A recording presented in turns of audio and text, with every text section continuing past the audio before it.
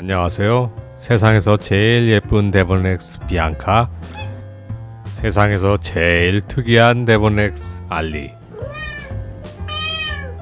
그리고 망둥이 오스카 아빠입니다. 우리 오스카가 얼마 전까지 아파서 병원에 입원했었습니다. 그 바람에 영상 촬영이나 편집이나 이런 거 신경 쓸 정신이 아니었습니다. 다행히 이제는 오스카가 잘 나아서 걱정할 만한 일 없이 잘 지내고 있어요. 그런데 어디가 아팠었냐고요? 네, 이제부터 여기에 대해 자세히 이야기를 해볼까 합니다. 고양이는 아파도 표현을 잘 안 하기 때문에 알아차리기가 참 쉽지 않아요. 고양이와 살지 않더라도 많은 분들이 이런 이야기는 한 번쯤 들어봤을 겁니다. 어느 날부터 오스카가 가끔씩 토하는 일이 생겼어요. 사실 고양이들은 정말 다양한 이유로 구토하는 일이 많아요. 배가 많이 고프다고 토할 때도 있고, 반대로 과식이나 빨리 먹다가 토하는 경우도 있습니다. 또 어릴 때는 더 자주 토하기 때문에 고민이 많아집니다. 심지어 그냥 뭐가 마음에 안 들어도 토할 때가 있죠. 그래서 정말 아픈 건지 어떤 건지 처음엔 구분하기가 참 어렵습니다. 더구나 오스카는 토하는 거 말고는 아무것도 변한 게 없었습니다. 쉴 새 없이 망둥이처럼 신나게 놀고, 토하고 나서 또 바로 배고프다고 징징댈 만큼 식욕도 왕성했습니다. 그래서 알아차리기가 참 어려웠어요. 처음 한두 번 토할 때는 워낙 개걸스럽게 먹다 보니 단순한 과식으로 생각했습니다. 그런데 갈수록 구토 횟수가 늘어나는 거예요. 그래도 그 외엔 평소와 다른 게 전혀 없다 보니까 먹는 양을 줄여서 자주 주거나 식사를 부드럽게 만들어주기도 했는데 괜찮은 것 같더니 다음날에 또 토하더라고요. 그럴 때마다 참 답답하고 걱정되고 뭐라고 표현하기가 어려웠습니다. 아무리 오스카 행동이 멀쩡해도 이 정도면 확실히 문제 있는 게 분명했죠. 그래서 당장 오스카를 데리고 병원으로 갔습니다. 결과부터 이야기하면요, 오스카는 위염과 장염이 동시에 발생한 것으로 종합검사 소견이 나왔습니다. 문제는 이물질을 삼킨 건지 아닌지 명확하게 판단하기는 어려웠다는 거였습니다. 그동안 물도 워낙 자주 마셔서 탈수 증상도 딱히 없었어요. 여러 번 토했는데 말이죠. 게다가 화장실도 정상적으로 잘 다녀오고 있었고, 검사에서 대장 활동도 관찰이 되었기 때문에 일단 크게 위험한 상황은 아니라고 봤습니다. 다만 병원에 오기 전날부터 먹으면 계속 토했기 때문에 소장 쪽에 초음파로 관찰하기에는 어려운 비닐 같은 이물질이 있을 가능성도 생각을 해야 했습니다. 그래서 오스카를 입원시키게 되었고요. 일단 계속 토했으니까 수액으로 영양 보충도 해야 되고, 상태가 나빠지면 혹시라도 내시경이나 장 조영술 같은 응급처치가 필요하니까요. 그렇게 입원해서 매일 초음파를 보고 상태 체크를 했습니다. 뭐 하루에 한 번씩 면회를 가긴 했지만 아빠랑 떨어져서 지내는 게 많이 외롭고 무서웠나 봐요. 그래서 면회 올 때마다 아빠한테 가지 말라고 붙잡고 늘어지는 바람에 발걸음이 떨어지질 않더라고요.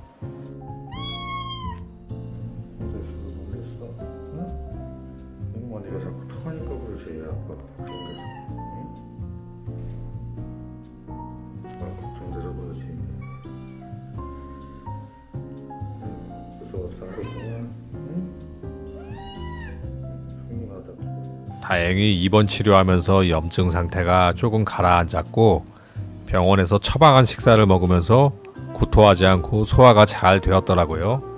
그래서 가장 걱정했던 이물질 문제는 아닌 걸로 판명되었습니다. 그럼 대체 왜 오스카한테 위염과 장염이 생겼을까요? 사실 병원 가기 며칠 전부터 오스카가 토한 걸 살펴봤더니 점점 음식을 거의 씹지 않고 그대로 삼켰더라고요. 사각형으로 된 동결건조 간식의 모양이 그대로 나왔거든요. 생식이나 다른 식사를 했을 때도 비슷했습니다. 결론은 어릴 때라서 급하게 먹는 성향 플러스 이빨이 빠진 상태에서 제대로 씹지도 않고 삼키다 보니 위와 장에 무리가 간 것으로 봤습니다.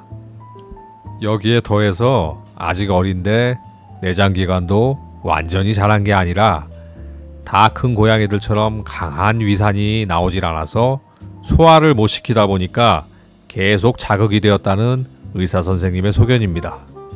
또 혹은 빠진 이를 그대로 삼켰고 그게 위와 장벽을 자극해서 상처가 생겼을 가능성도 배제하지 못한다고 하더라고요. 아무튼 이렇게 새로운 사실을 또 배웠습니다. 이건 오스카가 이갈이를 하면서 유치가 빠진 건데요. 엉뚱하게 알리 털 사이에 박혀있던 걸 찾았습니다. 보기에도 상당히 날카롭게 생겼죠? 이런 게 어린 고양이 뱃속에서 돌아다닌다고 생각하면 걱정이죠. 어른 고양이들은 강한 위산이 분비되기 때문에 단단한 뼈도 녹여버리니까 큰 위험이 아니에요. 그치만 아직 성장기인 아기 고양이들에겐 자극이 심할 겁니다. 새로운 사실을 배웠으니까 잘 정리해서 다시 같은 문제가 일어나지 않게 해야 되겠죠. 네, 성장기 어린 고양이들은 특히 유치가 빠진 이후에는 식사에 특히 주의를 할 필요가 있다는 것. 이가 빠지면은 제대로 씹지 못하고 그대로 삼키기 때문에 동결건조 식사나 딱딱한 건사료는 최대한 배제하실 필요가 있습니다. 개인적인 사정상 다른 식사로 대체하기가 어렵다면 최소한 물에 불려서 부드럽게 만들어주는 정도는 꼭 해야 됩니다. 한마디로 예전에 먹던 거라고 그대로 주면 안 된다는 소리입니다. 생식을 주는 경우도 마찬가지입니다. 이가 빠졌을 때는 당연히 뼈가 들어간 생식은 주면 안 되고요. 뼈가 없는 생식이 부드럽긴 하지만 아직 어린 고양이들은 위산이 약해서 제대로 씹지 않은 생고기를 소화 못하는 경우가 많다고 합니다. 물론 고양이들한테 생식이 가장 좋은 건 사실이지만 너무 어릴 때부터 주면 오히려 부작용이 생길 수 있다는 겁니다. 그러니까 최대한 위에 부담을 주지 않는 식사를 상황에 맞춰서 준비를 하시는 게 좋겠습니다. 유치가 빠진 후에 영구치가 자라기 전에는 간식도 되도록이면 너무 딱딱하거나 큰 덩어리는 주지 않는 게 좋겠습니다.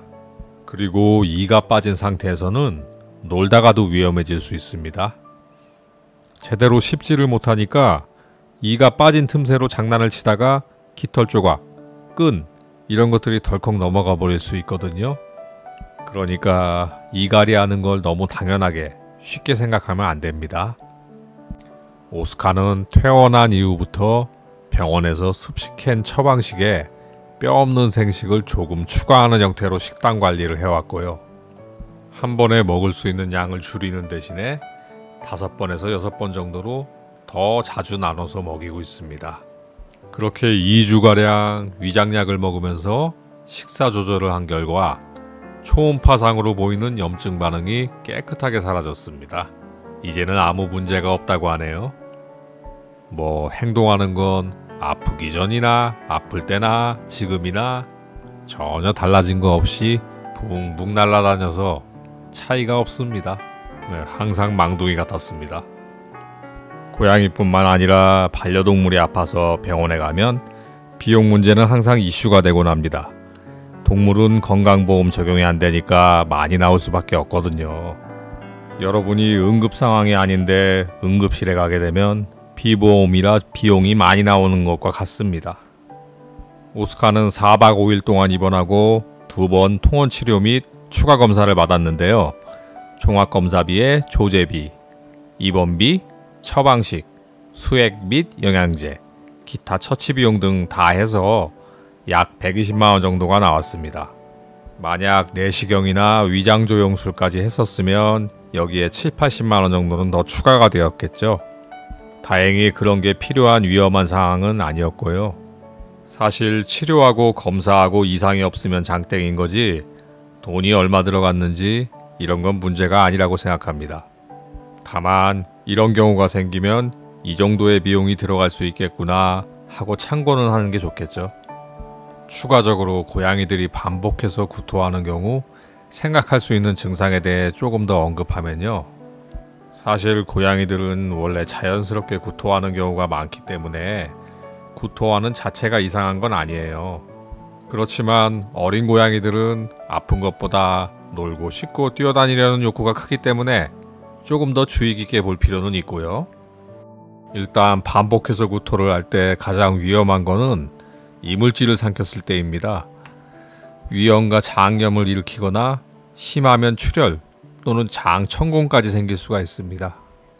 그래도 이물질이 응가로 나와주면 다행인데 아예 장이 막혀서 장폐색이 되는 경우도 있습니다.